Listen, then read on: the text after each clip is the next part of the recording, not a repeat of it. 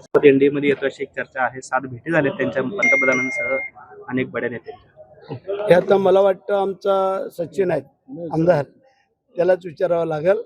कारण पंतप्रधान साहेब असतील, मुख्यमंत्री साहेब असतील, यांच्या जवळ आमचा सचिनला आहे. पण तुम्हाला सांगू इच्छितो, हरकत नाही आहे.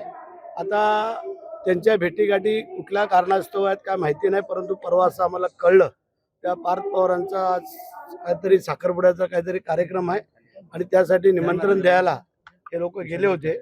परंतु ठीक आहे, जर त्यांची इच्छा काय असेल तर आमचे पंतप्रधानांचं मोठं मन आहे, ते काय करू शकतात.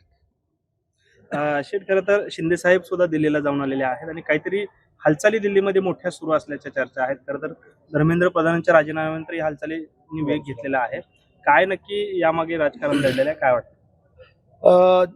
ज्या वेळेला आम्ही महायुतीमध्ये कोणी जरी काय अडचणीत असलो काय असलो, तेव्हा आमचं एकमेकाचं कर्तव्य आहे की बाबा तिथं जाऊन आमची काय कुठं मदत लागते का, काय जरूर लागते का, काय करायचं आहे, हे एकमेकाचं संभाषण होणं गरजेचं आहे.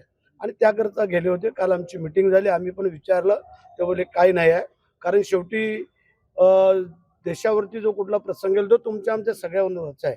आणि म्हणून करता एक निस्वार्थी पंतप्रधान म्हणून ज्यांच्याकडे पाहिलं जातं ते आदरणीय मोदी साहेब यांच्याकडं जाण्याचा नेहमी त्यांचा योग येत असतो. शहासाहेबांकडे नेहमी जाण्याचा योग असतो, महाराष्ट्राच्या काही हितासाठी आणि काही पक्षासाठी.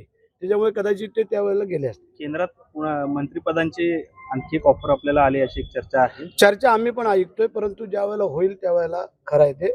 कारण चर्चा मागच्या 17 तारखेलाच होणार होती, परंतु काही कारणास्तव ती पुढे गेलेली आहे. कदाचित अधिवेशन संपल्यावरती ही चर्चा पूर्ण होईल असं मला वाटतं. आपण असं म्हणालो होतं की देवेंद्र फडणवीस साहेब जर का केंद्रात गेले तर पुन्हा मुख्यमंत्री एकनाथ शिंदे साहेबांना करावं. त्यावरून जयकुमार गोरे यांनी पण आपल्याला सल्ला दिलेला आहे की हे वरचे निर्णय वरच्यांकडे सोपवावे. आम्ही तेच सांगितलेलं आहे, वरचे निर्णय वरचेच करत असतात. शेवटी आम्ही कोणी किती काही जरी बोललो तरी पण अमित भाई आणि पंतप्रधान मोदी साहेब हे जो निर्णय घेतील तो आम्हाला शिरसावध आहे. कारण मागच्या वेळेला जो निर्णय घेतला तेव्हा पण आम्हाला वाटलं होतं शिंदे साहेब परत मुख्यमंत्री होतील, परंतु त्यांच्या आदेशाला आम्ही सगळ्यांनी पालन केलं. त्याप्रमाणे जो काय आदेश येईल तो आम्ही पालन करू. तर संजय राऊत अशी टीका करतायत की एकनाथ शिंदेचा आणि शिक्षणाचा काही संबंध आहेत का? राज्यात हजारो डिग्र्या बोगस वाटल्या जातात असं त्यांचं म्हणणं. नाही, ठीक आहे ना, संजय राऊत हे तुमचा खुराक आहे, हे काय तुम्हाला वेगळं सांगण्याची आवश्यकता नाही.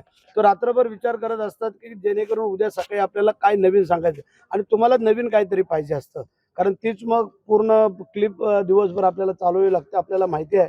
त्यामुळे त्याच्यावरती जास्त न बोलणं. आज या चांगल्या ठिकाणी आपण आलेलो आहे स्वामींच्या इथं, तिथल्याबद्दल सांगा, काय कोणाला शुभेच्छा पाहिजेत, काय पाहिजे ते आम्ही स्वामींकडे मागू.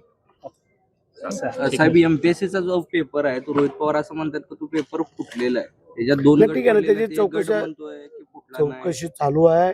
ज्यांना कोणाला पकडलेल्या आहेत ते आपल्याला माहिती आहे. स्वतः मुख्यमंत्र्यांनी जातीने लक्ष घातलेलं आहे आणि जे काय दूध का दूध पाणी का पाणी होऊन जाईल.